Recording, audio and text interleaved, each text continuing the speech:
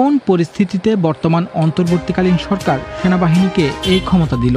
দ্রুত সময়ের মধ্যে আইন শৃঙ্খলার পরিবেশ যাতে সম্পূর্ণভাবে ঠিক থাকে, মানুষের জননিরাপত্তাটা নিশ্চিত হয়, এবং আমরা যেহেতু একটা জরুরি পরিস্থিতিতে আছি, দেশ পুনর্গঠন করা লাগতেছে, সেজন্য আমরা সেনাবাহিনীকে এই ক্ষমতাটি দেওয়া হয়েছে। আসসালামু আলাইকুম ভিউয়ার্স, দেশ ও দেশের বাহির থেকে যারা আমার ভিডিওটি প্লে করেছেন জানাচ্ছি আন্তরিক শুভেচ্ছা অভিনন্দন। আশা করি সবাই ভালো আছেন, সুস্থ আছেন, আলহামদুলিল্লাহ। তো ভিউয়ার্স, হঠাৎ সেনাবাহিনীকে ম্যাজিস্ট্রি পাওয়ার কেন দিলেন ডক্টর মোহাম্মদ ইউনূস? এবং বর্তমান ফ্যাসিস্ট সরকারের পতনের পর থেকে আওয়ামী সন্ত্রাসীরা যেভাবে দেশের ভেতরে নানান সময় নানাভাবে গণহত্যা এবং বিভিন্ন জায়গায় হত্যাযজ্ঞ চালাচ্ছে, এটার প্রতিরোধেই এই অপরাধীদেরকে চিহ্নিত এবং তাদের অভিযান চালিয়ে পাচারকৃত টাকা এবং উদ্ধার করেছেন কোটি কোটি টাকা। এই সেনাবাহিনীর হাতে যে দেশের এত বড় ক্ষমতা চলে গেল, এখন পুলিশ প্রশাসন সহ বর্তমানে আগামী নির্বাচন পর্যন্ত এই সেনাবাহিনী থাকবে নাকি, এই 2 মাস পর্যন্তই সামরিক শাসন চলবে? আসুন এ সম্পর্কে বিস্তারিত জানবো রিপোর্টার সহ। ভিডিওতে যাওয়ার আগে ছোট রিকোয়েস্ট করবো, যারা এখনো চ্যানেলটি সাবস্ক্রাইব করেননি, নিয়মিত দেশের সকল আপডেট সবার আগে জানতে অবশ্যই চ্যানেলটি সাবস্ক্রাইব করে পাশে রাখবেন। দর্শক, আসুন স্ক্রিনে কোন পরিস্থিতিতে বর্তমান অন্তর্বর্তীকালীন সরকার সেনাবাহিনীকে এই ক্ষমতা দিল?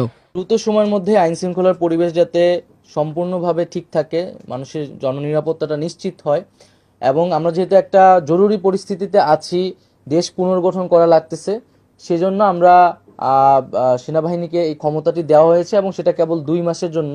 এবং আমরা মূলত এই সময়টার মধ্যে আমাদের যে পুলিশ বাহিনীটা আছে সেটাকে সম্পূর্ণভাবে রিফর্ম করে, আরও শক্তিশালী করে, মানুষের আস্থার জায়গায় নিয়ে এসে তাদেরকে মাঠে ফিরিয়ে নিয়ে আসবো। এই কারণে মূলত এই সিদ্ধান্তটি নেওয়া হয়েছে। তো গতকালকে রাত্র থেকে আপনার সেনাবাহিনীকে নামানো হয়েছে। বাংলাদেশের এই মুহূর্তে যে বিশৃঙ্খল একটা পরিবেশ আছে, বিভিন্ন জায়গায় নানান ধরনের ঘটনাগুলো ঘটছে, আর পুলিশ তাদের নৈতিক শক্তি এক ধরনের হারিয়ে এই আইন শৃঙ্খলাকে আসলে কন্ট্রোল করতে পারছে না। তো আজকে স্বরাষ্ট্র মন্ত্রণালয় এবং কি আমাদের প্রফেসর ডক্টর ইউনূস, আসিফ নজরুল ইসলাম, মানে সকলে মিলে বিষয়টা নিয়ে আপনারা জানেন যে সিদ্ধান্ত নিয়ে সেনাবাহিনীকে মাঠে নামিয়েছে। এখন এই সেনাবাহিনী মাঠে নামানোর পর বাংলাদেশ আওয়ামী লীগের পক্ষ থেকে একটা নির্দেশনা আসছে তাদের দলীয় নেতাকর্মীদের উপর। এই মুহূর্তে রাইট নাও আপনি যদি দেখেন যে সবচেয়ে বেশি ঝামেলায় পড়ছে ক্ষমতার এই পালাবদলে, সেটা হচ্ছে আওয়ামী লীগ। স্থানীয়ভাবে যারা বেশিরভাগ সময় দুর্নীতি করছে, আবার অনেকে দুর্নীতি করে নাই কিন্তু শুধুমাত্র আওয়ামী লীগ করছে, এইটার কারণে কিন্তু বিপদে আছে। যারা দুর্নীতি করছে তারা বিপদে পড়বে, এটাই স্বাভাবিক। তারা এগুলা ভাইবা চিন্তাই চলে যে ক্ষমতায় থাকলে ফুলের মালা, ক্ষমতায় না থাকলে রূপসা চপ্পলের ভালোবাসা, এই মেন্টালিটিতে কিন্তু তারা হাঁটে। কিন্তু যারা ভালো মানুষ, যে কোনো সময় দল করার কারণে বিএনপি হোক আওয়ামী লীগ হোক বিপদে পড়ছে, তাদের জন্য অনেকটা পজিটিভ ফিডব্যাক তৈরি করবে সেনাবাহিনী।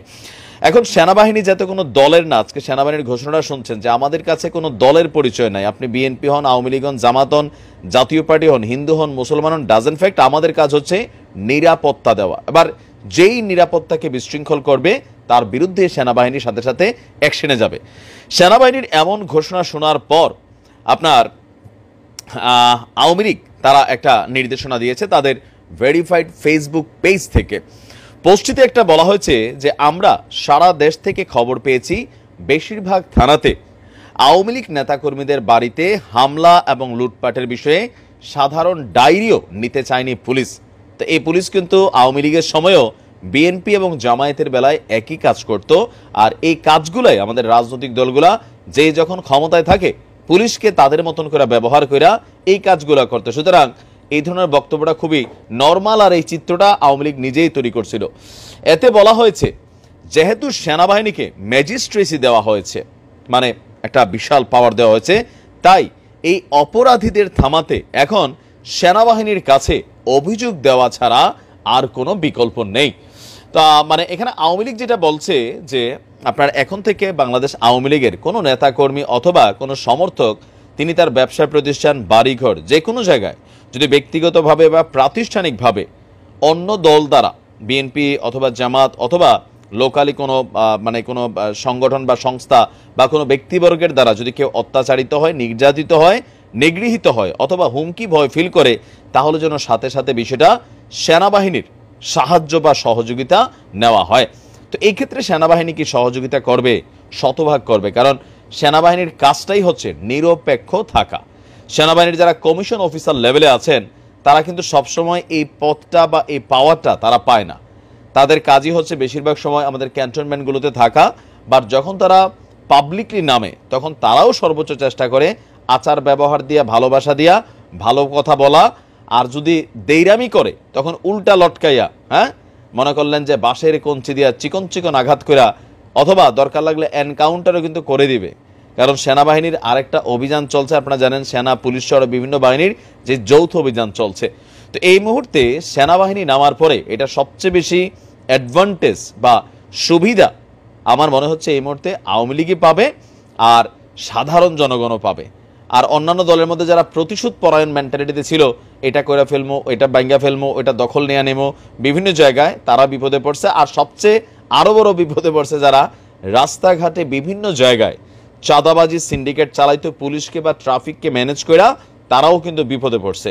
আমরা সেনাবাহিনীকে চাই নিরপেক্ষ ভূমিকা পালন করবে। এর পাশাপাশি আমাদের ভবিষ্যতে যে রাজনৈতিক সরকাররা আসবেন তারাও এটা মাথায় রাখবেন যে এই যে দর্শক, স্ক্রিনে আমরা সে সম্পর্কে বিস্তারিত জানলাম। এ বিষয়ে আপনাদের মতামত কমেন্টে জানান, কেউ ভিডিওটি স্কিপ করবেন না। স্বৈরশাসক শেখ হাসিনার পতনের পর থেকে দেশের ভিতর যেভাবে আবারও বিভিন্ন জায়গায় বিশৃঙ্খলা তৈরি করছেন এবং দেশে ঢোকার পায়তারা করছেন, মূলত শেখ হাসিনাকে প্রোটেক্ট করার জন্যই কি অন্তর্বর্তীকালীন সরকার সেনাবাহিনীকে এত ক্ষমতা পাওয়ার দিয়েছেন? কি কি থাকছে তাদের হাতে ক্ষমতা? বিস্তারিত এই রিপোর্ট। আবার অনেকে যারা মনে করতেছেন যে 111 এর মতো হইতে যাইতেছে, আমি একটা কথা বলি আপনাকে, বাংলাদেশের বিএনপি যতটুকু আওয়ামী লীগের প্রতি রাগ, তার থেকে বেশি রাগ হচ্ছে ডক্টর মোহাম্মদ ইউনূস স্যার। কারণ ডক্টর মোহাম্মদ ইউনূস স্যারকে নিয়ে আওয়ামী লীগ কি খেলা খেলছে এটা সবাই জানে। তার মতো একজন সম্মানিত ব্যক্তিকে শেখ হাসিনা কোর্টে দাঁড়া করে রাখছে ঘন্টার পর ঘন্টা, এবং সে যেদিন কোর্টে হাজিরা দিতে যাইতো এদিন লিফট বন্ধ করে দেওয়া হইতো। এসব কথা কি সে ভুলে গেছে? শেখ হাসিনাকে সোজা করতে, আওয়ামী লীগকে সোজা করতে বিএনপির আসলে কষ্ট করতে হবে না, এটা কিন্তু ডক্টর মোহাম্মদ ইউনূস স্যারই করে দিয়ে যাবে, শুধু ধৈর্য ধরতে হবে। আমি গতকালকে ধৈর্য হারা হয়ে ভিডিওটা করছিলাম, কারণ রাগ হয়ে যে কি করতেছে দেখেন। আমি ভিডিওটা করলাম, আপলোড করার 2-3 ঘন্টা পরেই দেখলাম যে আপনার সিদ্ধান্ত আসছে যে আপনার করছে, মানে সেনাবাহিনী নামতেছে বিচারিক পাওয়ার নিয়ে। এখন এটা প্রয়োজন ছিল। বাংলাদেশের যে অবস্থা দেখেন, বিএনপির কিছু কিছু জায়গাতে মানে যা শুরু হয়েছে চাঁদাবাজি, এটা বিএনপির কিছু কিছু নেতাকর্মী সারা বাংলাদেশে কিন্তু হচ্ছে না, এটার জন্য কিন্তু বিএনপির একটা অবস্থান খারাপ হয়েছে। এটা প্রয়োজন আছে। এখন করো চাঁদাবাজি, তোমরা 2-1 ব্যক্তির জন্য বিএনপি সুনাম নষ্ট করতেছো, করো এখন চাঁদাবাজি, কইরো চাঁদাবাজি। তাদের কাছে সব ধরনের পাওয়ার থাকবে, ম্যাজিস্ট্রেট পাওয়ার বুঝো, সব ধরনের পাওয়ার থাকবে। ওই যে গোপালগঞ্জের যে সূর্য উঠেছে, মানে কিলালেরও জানো, ওই অবস্থা হবে। বেশি ফাজলামি করবো, ওই অবস্থা হয়ে যাবে। তো ফাজলামি করো কত পারো।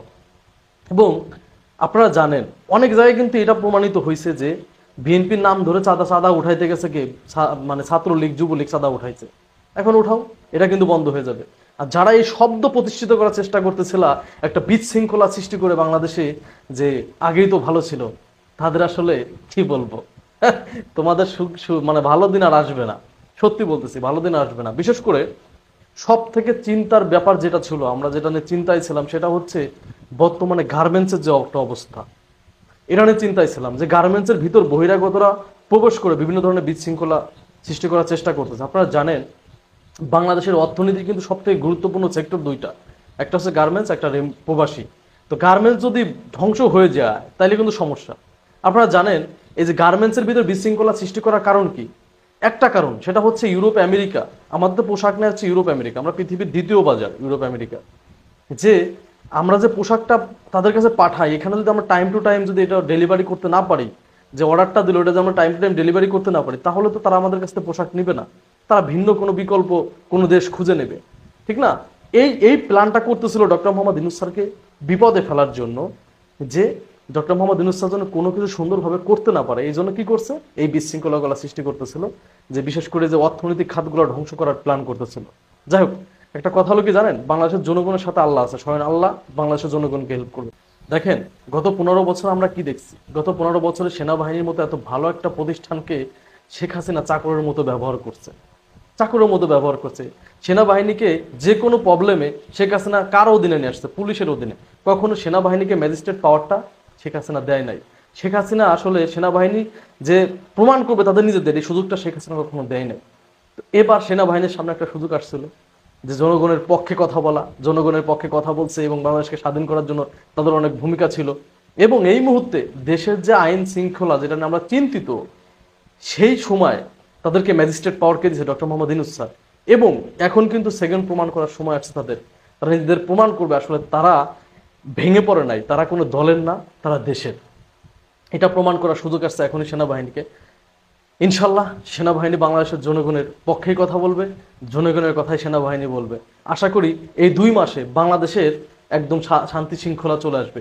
আমরা যেটা নিয়ে চিন্তিত ছিলাম যে এলাকাতে আমাদের কাছে যে তথ্যগুলো আসতো যে ভাই থানা থেকে পুলিশ বের হয় না, কারণ পুলিশকে তো ধ্বংস করছে ভাই প্ল্যান করে, শেখ হাসিনা তো পুলিশকেও ধ্বংস। দর্শক, স্ক্রিনে আমরা সে সম্পর্কে বিস্তারিত জানলাম। সো ভিডিও এই পর্যন্ত। ভালো লাগলে লাইক অ্যান্ড কমেন্ট করবেন এবং দেশের সকল আপডেট সবার আগে জানতে অবশ্যই চ্যানেলটি সাবস্ক্রাইব করে পাশে রাখবেন। দেখা হবে পরবর্তী ভিডিওতে ইনশাআল্লাহ। আসসালামু আলাইকুম ওয়া রাহমাতুল্লাহ।